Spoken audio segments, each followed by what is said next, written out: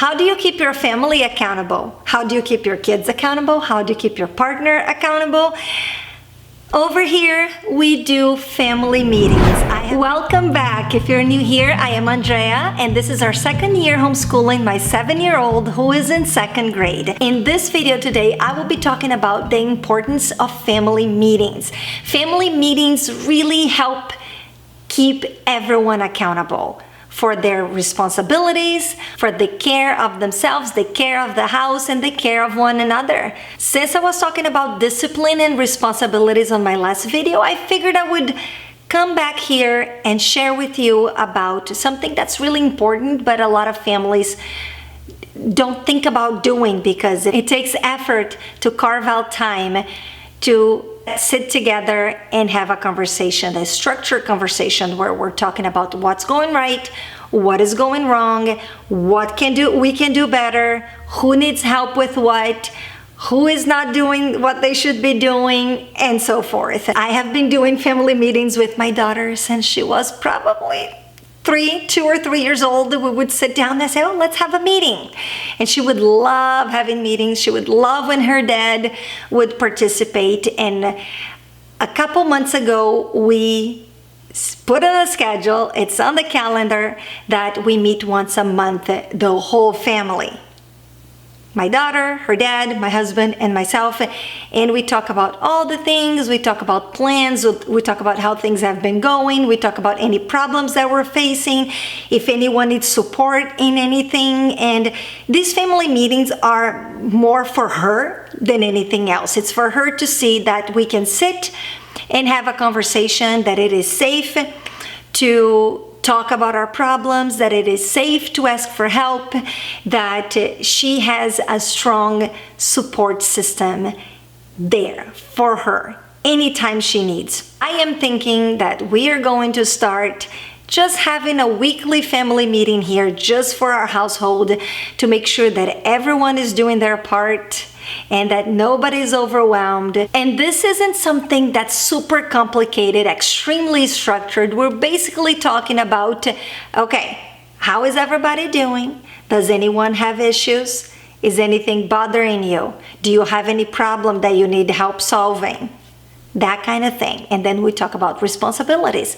What are the responsibilities in the house? What needs to be done? Who is going to be responsible for what? And maybe even doing a rotation. This is what I'm thinking here, because my daughter often complains about putting the dishes away from the dishwasher. She would rather wash the dishes by hand, because here we kind of wash the dishes by hand and then put it in the dishwasher. We do a double wash, a light wash, and then we put it in the dishwasher. And she likes to do the washing of dishes by hand better than putting it away. So maybe we'll just rotate the responsibilities around the house. But that's how we manage and avoid conflict, by negotiating. And those family meetings are really important to teach our kids to negotiate. Well, I've been doing this for a while now. I would like to do something else, and just having those opportunities to practice negotiation, right? I would like to go on this excursion, or I would like to go on this vacation.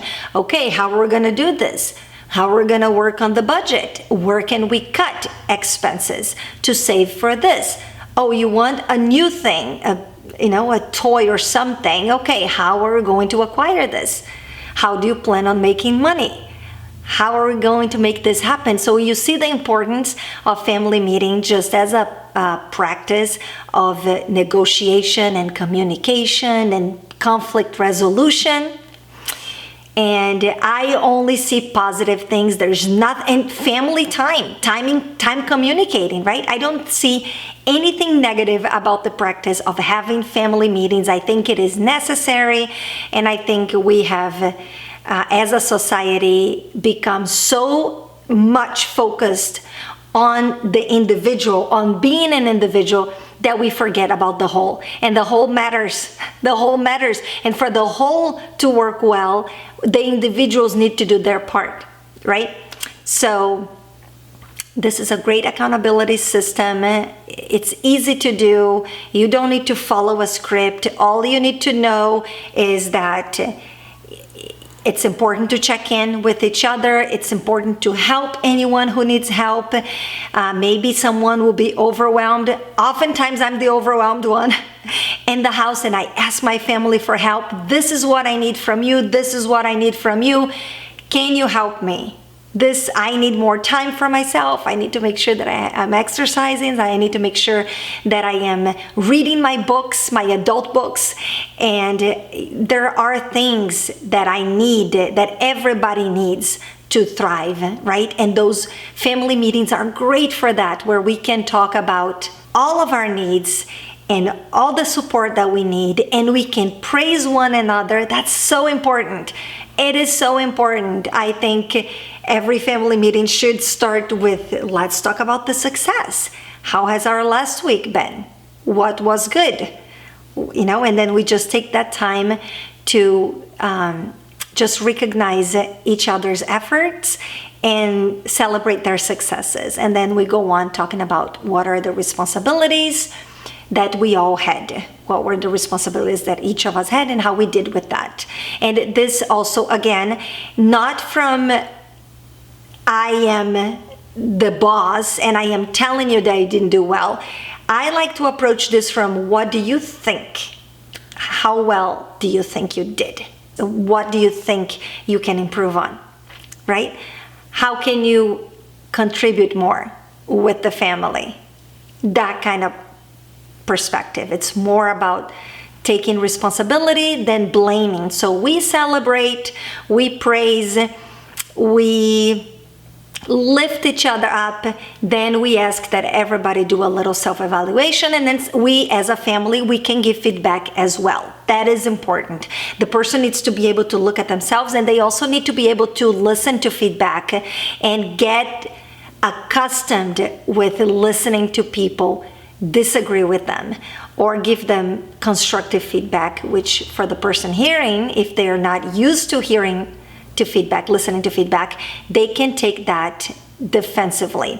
So it is important to get used to listening to feedback, because life will be full of possibilities and opportunities where people will be giving them feedback. And a lot of the feedback in life will not be all flowers and whistles. It's going to be things that they need to work on and improve, because such as life, we're growing and we're learning, and we learn by making mistakes.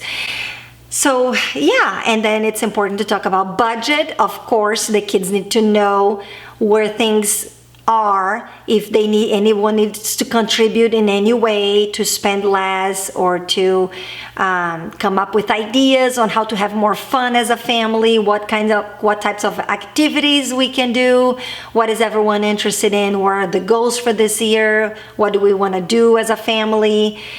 Maybe everybody comes up with activities, ideas of things to do, and you rotate on, oh yeah, this week we're going to do this, and next week we're going to do that. Or if you can only afford time to go and do a family outing once a month, then everybody picks one thing, or everyone agrees with something. Those are just opportunities to negotiate and try to develop more closeness within the family, to have more time together, more time talking, connecting, solving problems, because that is important for connection. You cannot have connection if you're not solving problems, and it's human nature to have problems. So if you're not solving any problems, someone is just bottling everything in, and it's not going to be good in the long run. So I am a big proponent of family meetings. I have embraced the family meeting mentality, and I actually have been using this for many years, as I've mentioned before. Maybe at first, if you're starting this when your kids are older, they may not like it as much, and I'm sure as they get older and they need more individuality and more privacy, they may not like as much you trying to get into their business. But I think the earlier we start doing this, they just become used to. That's just what we do in our family. We sit and we talk every week, talk about the problems in the house and what needs to be done better, and how we can manage better our lives and the home, and how we can collaborate, and so everyone can be happier and our family can be more harmonious. Anyways, I can keep talking about this all day long, but I'm gonna stop right now, and hopefully you have something to add to the conversation. So comment below, let me know what you think about this, if this is something you've thought about before, if this is something you already do in your home. I would love to hear from you. I love meeting like-minded people, and hopefully there are some like-minded people watching my videos. I know people are watching, not very many, but some people are watching it, and I would love to hear from you what you think about these things that I share here. If you like this video, remember to like it, subscribe to the channel so you don't miss any future videos, and I will see you next time. Ciao, ciao.